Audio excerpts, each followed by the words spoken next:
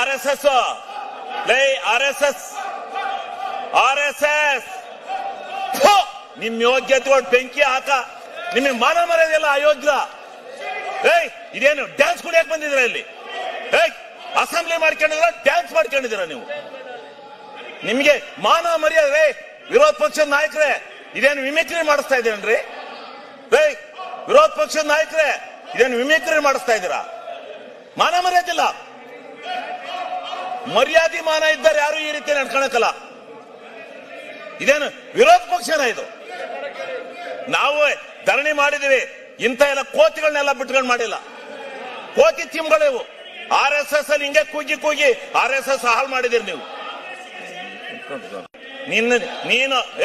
ನೀನು ಕೇಳಿಲೆ, ನಿನ್ನ ಹೆಂಡತಿ ತಹಸೀಲ್ದಾರ್ ಬಿಟ್ಕೊಂಡು ಎಷ್ಟೆಷ್ಟು ದುಡ್ಡು ಹೊಡೆದಿದ್ದೀ ಗೊತ್ತಾ ನೀನು?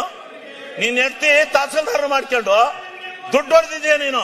ಅಲ್ಲಿ ನಿನ್ನ ಹೆಂಡತಿಯ ತಹಸೀಲ್ದಾರ್ ಬಿಟ್ಕೊಂಡು ದುಡ್ಡು ನಿಮ್ಮ ಅಪ್ಪ ಕೈ ಕೊಟ್ಟದ್ದೆ, ಇನ್ಯಾರಿಗೂ ಕೊಟ್ಟಿರಲಿಲ್ಲ. ನೀನ್ಯಾವನ ನನ್ನ ವಿಚಾರ ಕೇಳಕ್ಕೆ? ನಿನ್ಗೆ ಮಾನ ಮರ್ಯಾದೆ ಐತಾ?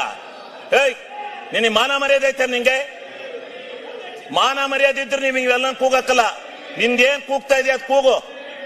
ಮಾನ ಮರ್ಯಾದೆ ಇದೆಯಾ ನಿಂಗೆ? ಆಗಲೇ ಹೇಳಿದೀನಿ ನಾನು. ನಿನ್ ಯೋಗ್ಯತೆ ಬೆಂಕಿ ಹಾಕ. ನೀವೆಲ್ಲ ಪ್ರತಿಭಟನೆ ಮಾಡಕ್ ಬಂದಿದ್ದೀರ ಅಂತಿಲ್ಲ. ನಾಚಿಕೆ ಆಗ್ಬೇಕು ನಿಮ್ಗೆ.